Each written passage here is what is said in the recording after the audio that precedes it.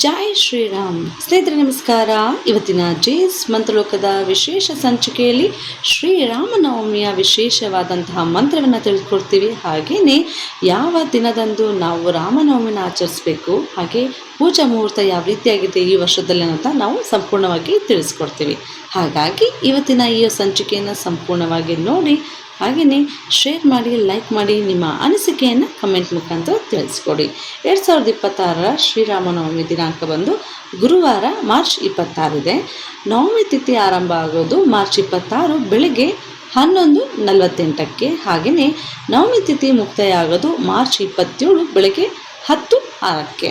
ಇನ್ನು ವಿಶೇಷವಾಗಿ ಮಧ್ಯಾಹ್ನದ ಪೂಜೆ ಮುಹೂರ್ತ ಅಂದರೆ ರಾಮ ಜನ್ಮೋತ್ಸವನ ನಾವು ಬೆಳಗ್ಗೆ 11:13ರಿಂದ ಮಧ್ಯಾಹ್ನ 1:41ರವರೆಗೆ ನಾವು ಮಾಡ್ಕೋಬೋದು. ಇನ್ನು ಮನೆಯಲ್ಲಿ ಯಾರೆಲ್ಲ ಪೂಜೆ ಮಾಡ್ತಿರೋ ಅಂಥವರು ಕೂಡ ಈ ಒಂದು ಶುಭ ಮುಹೂರ್ತದಲ್ಲಿ ಪೂಜೆಯನ್ನು ಮಾಡಿ, ಹಾಗೆಯೇ ದೇವರಿಗೆ ನಾವು ನಿಮಗೆ ತಿಳಿದಿರೋ ಹಾಗೆ ಮಜ್ಜಿಗೆ, ಪಾನಕ, ಹಾಗೆ ಹೆಸರುಬೇಳೆ ನೈವೇದ್ಯವಾಗಿ ಇಟ್ಟು ಸಂಪೂರ್ಣವಾಗಿ ಭಕ್ತಿ ಶ್ರದ್ಧೆಯಿಂದ ಭಗವಂತನಾದ ಶ್ರೀರಾಮಚಂದ್ರರಲ್ಲಿ ನಿಮ್ಮ ಕಷ್ಟಗಳನ್ನ ಹೇಳ್ಕೊಳ್ಳಿ.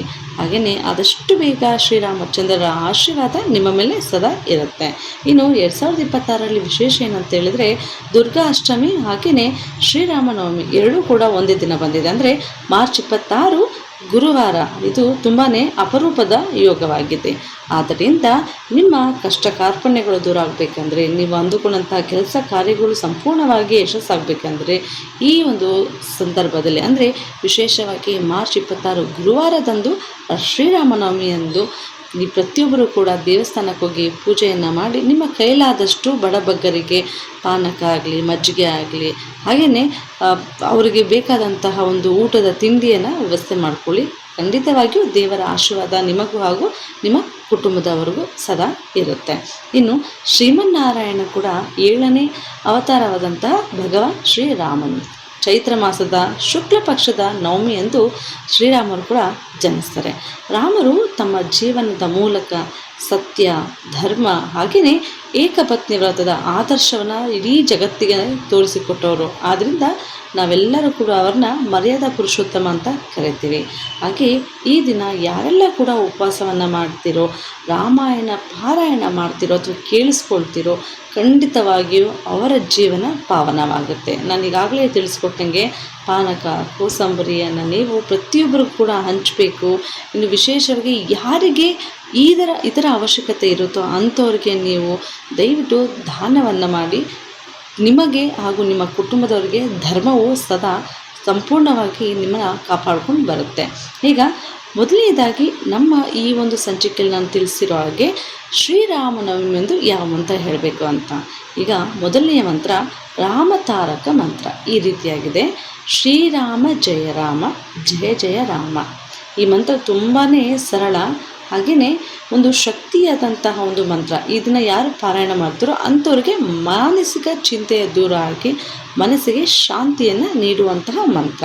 ಈಗ ಎರಡನೇದು, ನಿಮಗೆ ಸಾಧ್ಯವಾದರೆ ರಾಮರಕ್ಷ ಸ್ತೋತ್ರ ಅಂದರೆ ಇದನ್ನು ಸಂಕಷ್ಟಗಳಿಂದ ಮುಕ್ತಿ ಪಡೆಯಲು ಮತ್ತು ರಕ್ಷಣೆಗಾಗಿ ಈ ಸ್ತೋತ್ರವನ್ನು ನೀವು ಪಾರಾಯಣ ಮಾಡಬೇಕು.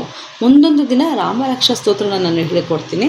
ಆದರೆ ಈಗ ಇನ್ನೊಂದು ಎರಡನೇ ಮಂತ್ರ ಹೇಳ್ಕೊಡ್ತೀನಿ. ಇದು ನಮ್ಮ ಪರಮಾತ್ಮನಾದಂಥ ಶಿವರು ತಾಯಿ ಪಾರ್ವತಿ ದೇವಿಗೆ ಹೇಳಿರುವಂತಹ ಮಂತ್ರ. ವಿಶೇಷವಾಗಿ ನಮ್ಮ ಒಂದು ವಿಶೇಷವಾದ ಹಿಂದುತ್ವದಲ್ಲಿ ನಾವು ಪ್ರತಿನಿತ್ಯ ಪ್ರತಿಯೊಬ್ಬರ ಮನೆಯಲ್ಲಿ ನಾವು ಪಾರಾಯಣ ಮಾಡ್ತೀವಿ. ಅದು ಶ್ರೀ ವಿಷ್ಣು ಸಹಸ್ರನಾಮ, ಅದರಲ್ಲಿ ಉಲ್ಲೇಖವಾಗಿರುವಂತಹ ಒಂದು ಮಹಾಮಂತ್ರ. ಇದನ್ನು ನೀವು 3 ಬಾರಿ ಪಾರಾಯಣ ಮಾಡಿ. ಯಾರೆಲ್ಲ ಈ ಮಂತ್ರವನ್ನು ಪಾರಾಯಣ ಮಾಡ್ತಿರೋ ಇದು ಪ್ರತಿಯೊಬ್ಬರೂ 3 ಬಾರಿ ಹೇಳಿದರೆ 1 ಸುತ್ತಿನ ವಿಷ್ಣು ಸಹಸ್ರನಾಮ ಪಾರಾಯಣ ಮಾಡಿದಷ್ಟೇ ಒಂದು ಸರಿಸಮಾನವಾದಂಥ ಮಂತ್ರ ಅಂತಲೇ ಹೇಳಿ. ಶ್ರೀ ವಿಷ್ಣು ಸಹಸ್ರನಾಮಕ್ಕೆ ಸರಿಸಮಾನವಾದಂಥ ಮಂತ್ರ ಈ ರೀತಿಯಾಗಿದೆ: ಶ್ರೀರಾಮ ರಾಮ ರಾಮೇತಿ ರಮೇ ರಾಮೇ ಮನೋರಮೆ ಸಹಸ್ರನಾಮ ತತ್ತುಲ್ಯಂ ರಾಮನಾಮ ವರಾನನೆ. ಇದನ್ನ ನೀವು 3 ಬಾರಿ ಈ ರೀತಿಯಾಗಿ ಹೇಳಬೇಕು. ಮತ್ತೊಮ್ಮೆ ಹೇಳ್ಕೊಡ್ತೀನಿ: ಶ್ರೀರಾಮ ರಾಮ ರಾಮೇತಿ ರಮೇ ರಾಮೇ ಮನೋರಮೆ ಸಹಸ್ರನಾಮ ತತ್ತುಲ್ಯಂ ರಾಮನಾಮ ವರಾನನೆ. ಶ್ರೀರಾಮ ರಾಮ ರಾಮೇತಿ ರಮೇ ರಾಮೇ ಮನೋರಮೆ ಸಹಸ್ರನಾಮ ತತ್ತುಲ್ಯಂ ರಾಮನಾಮ ವರಾನನೆ. ಈಗ 3ನೇ ಬಾರಿ ಹೇಳಬೇಕಾದ್ರೆ ಶ್ರೀರಾಮ ರಾಮ ರಾಮೇತಿ ರಮೇ ರಾಮೇ ಮನೋರಮೆ ಸಹಸ್ರನಾಮ ತತ್ತುಲ್ಯಂ ರಾಮನಾಮ ವರಾನನೆ ಶ್ರೀರಾಮನಾಮ ವರಾನನ ಓಂ ನಮ ಇತಿ. ಅಂದರೆ ಪ್ರತಿಯೊಬ್ಬರು ಕೂಡ ವಿಷ್ಣು ಸಹಸ್ರನಾಮವನ್ನು ಹೇಳೋಕ್ಕಾಗದೇ ಇರೋರಿಗೆ ಯಾವುದಾದ್ರೂ ಒಂದು ಸಣ್ಣ ಮಂತ್ರವನ್ನು ತಿಳಿಸ್ಕೊಡಿ ಸ್ವಾಮಿ ಅಂತ ತಾಯಿ ಪಾರ್ವತಿ ದೇವಿಯು ಭಗವಂತನದ ಮಹಾಶಿವನ ಹತ್ರ ಕೇಳ್ತಾರೆ. ಆಗ ಪರಮಾತ್ಮರು ಈ ಒಂದು ಮಂತ್ರವನ್ನು ತಿಳಿಸ್ಕೊಡ್ತಾರೆ. ಈ ಒಂದು ಮಂತ್ರವು ವಿಷ್ಣು ಸಹಸ್ರನಾಮಕ್ಕೆ ಸರಿಸಮನಾದಂತಹ ಒಂದು ಶಕ್ತಿಶಾಲಿ ಮಂತ್ರ.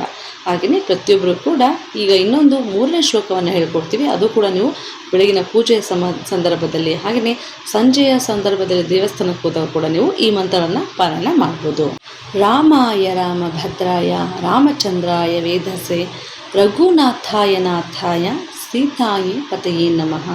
ಈ ಮಂತ್ರವನ್ನು ಕೂಡ ನೀವು ಪ್ರತಿಯೊಬ್ಬರು ಪೂಜೆ ಆದಮೇಲೆ ಚಿನ್ಮುದ್ರೆಯೊಂದಿಗೆ ಭಗವಂತನಾದ ಶ್ರೀರಾಮಚಂದ್ರನ ನೆನೆಸ್ಕೊಂಡು ಪಾರಾಯಣ ಮಾಡಿ. ಪ್ರತಿಯೊಬ್ಬರು ಕೂಡ ಶ್ರೀರಾಮನವಮಿನ ಖಂಡಿತವಾಗಿಯೂ ನಿಮ್ಮ ಮನೆಗಳಲ್ಲಿ ಆಚರಿಸಬೇಕು. ಯಾಕಂತ ಹೇಳಿದ್ರೆ ಇದು ಹಿಂದೂ ಧರ್ಮದಲ್ಲಿ ಒಂದು ಬಹುಮುಖ್ಯವಾದಂತಹ ಒಂದು ಹಬ್ಬ ಅಂತಲೇ ಹೇಳ್ಬೋದು.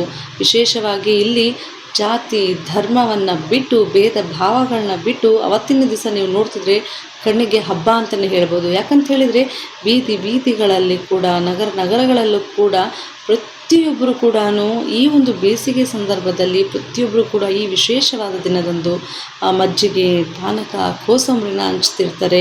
ಯಾವುದೇ ಒಂದು ಶತ್ರುತ್ವವಿಲ್ಲದೆ ಮಿತ್ರತ್ವದಿಂದ ಪ್ರತಿಯೊಬ್ಬರು ಕೂಡ ಭಕ್ತಿ ಶ್ರದ್ಧೆಯಿಂದ ಈ ಒಂದು ಹಬ್ಬವನ್ನು ಆಚರಿಸ್ತಾರೆ. ಅದನ್ನು ನೋಡೋದಕ್ಕೆ ತುಂಬಾ ಖುಷಿಯಾಗುತ್ತೆ. ಹಾಗೆ ಕಣ್ಣು ತುಂಬಿಕೊಂಡವ್ರಿಗೆ ಖಂಡಿತವಾಗಿ ಒಂದು ಕಣ್ಣಂಚಲ್ಲಿ ನೀರು ಬರುತ್ತೆ.